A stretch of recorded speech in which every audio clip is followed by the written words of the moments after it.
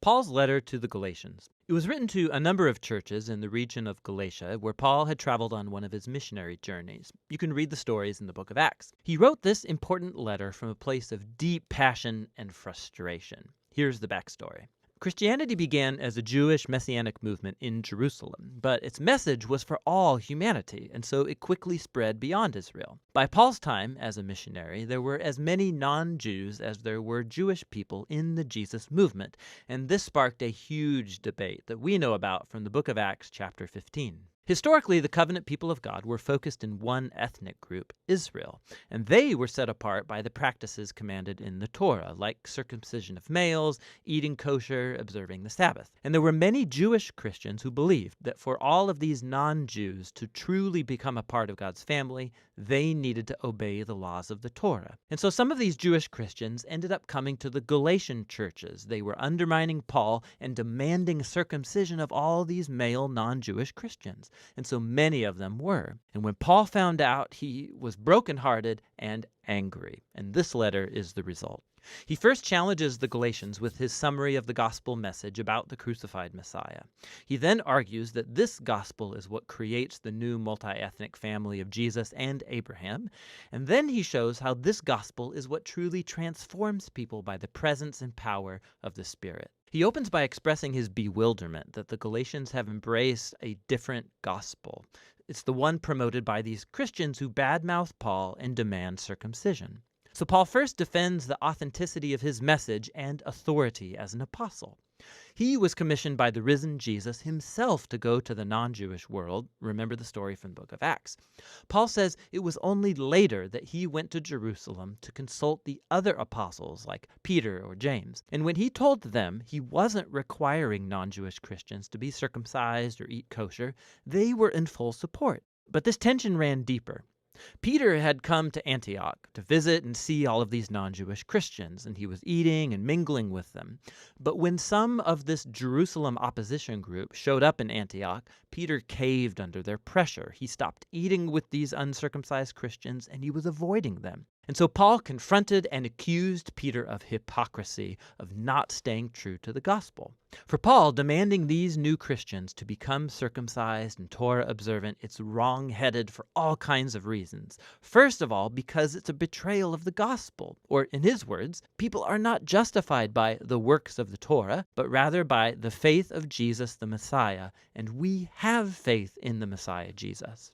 To be justified, or literally to be declared righteous, it's a rich Old Testament term for Paul. It's when God declares that someone is in a right relationship with him.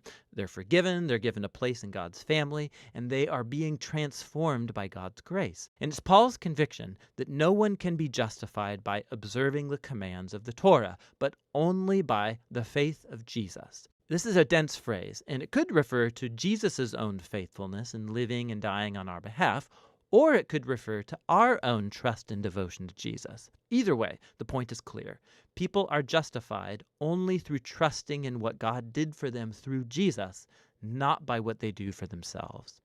At the heart of Paul's gospel is this claim that when people trust in the Messiah Jesus, what's true of him becomes true of them. His life, death, and resurrection become theirs. Or in his words, I've been crucified with the Messiah, and it's not I who come back to life, it's the Messiah living in me. And the life I now live, I live by faith in the Son of God who loved me and gave himself for me. And so the reason anyone can say that they are right with God or belong to Jesus' covenant family, it's not because they obeyed the laws of the Torah. It's only because of what Jesus did for them that they could never do for themselves. Now, this profound understanding of what Jesus accomplished, it has huge implications for who can now be included in God's covenant family and for what it means to live as a member of that family. So Paul first turns to the stories about Abraham in Genesis, how he was justified or declared righteous before God by simply having faith, by trusting in God's promise that one day all nations would find God's blessing through him and his offspring. God's purpose was always to have one large multi-ethnic family of people who relate to him on the basis of faith, not on the laws of the Torah. But that raises an important question. Why did God give the laws of the Torah to Israel then? Here, Paul offers a very brief and dense explanation that he will later fill out in his letter to the Romans. He observes that the laws of the Torah were given to Israel at Mount Sinai long after God's promise to Abraham. And if you read the Torah carefully, he says, you'll see that God always intended the laws to be a temporary measure. He says the laws had both a negative and a positive role. Negatively, the laws acted like a magnifying glass on Israel's sin. They exposed how Israel shared in the sinful human condition, constantly rebelling against God's law. And so the law, which is good, ended up pronouncing Israel guilty and all humanity with them. Or in his words, the laws imprisoned everyone under the power of sin.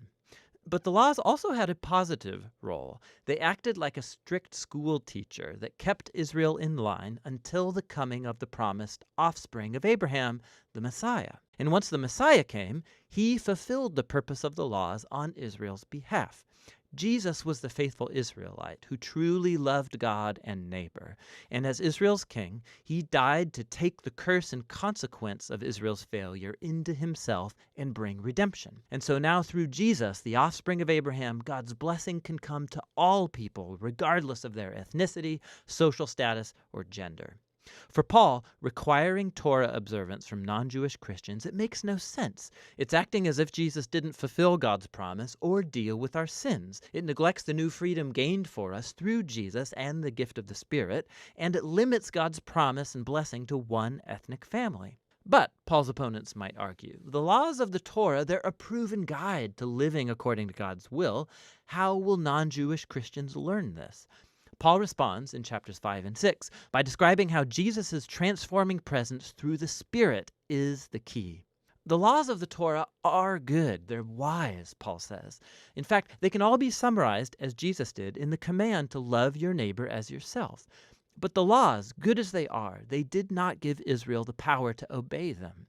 In contrast, the good news is that Jesus did fulfill the laws on our behalf, and now he lives in us through the Spirit, making his people into new humans who fulfill the law by loving others. So Paul goes on to contrast this old and new humanity. The habits of the old humanity are obvious. These are behaviors that dehumanize people, they destroy relationships and whole communities. And while the laws of the Torah prohibited these behaviors, Jesus actually put them to death on the cross. So when a person trusts in Jesus and lives in dependence on the Spirit, his life becomes theirs and produces what Paul calls the fruit of the Spirit. This is Jesus' way of life that he wants to reproduce in his family so that they become people of love, joy, peace, patience, kindness, goodness, faithfulness, gentleness, and self-control. But this fruit isn't automatic, Paul says. It requires cultivation, just like real fruit. Or in his words, if we live by the Spirit, we have to keep in step with the Spirit. This requires intentionality. We have to learn how to prune off our old habits and cultivate new ones. And as we do so, we find ourselves carried along by the Spirit, as Jesus reshapes our minds and hearts and makes us into people who love God and others. And in this way, Jesus' people fulfill what Paul calls the Torah of the Messiah. In the end, Paul concludes, this requirement for Christians to become Torah observant or be circumcised, it's an adventure in missing the point. What really matters is God's new creation, this new multi-ethnic family of the Messiah, people full of faith in Jesus who are learning to love God and others in the power of the Spirit. And that's what the letter to the Galatians is all about.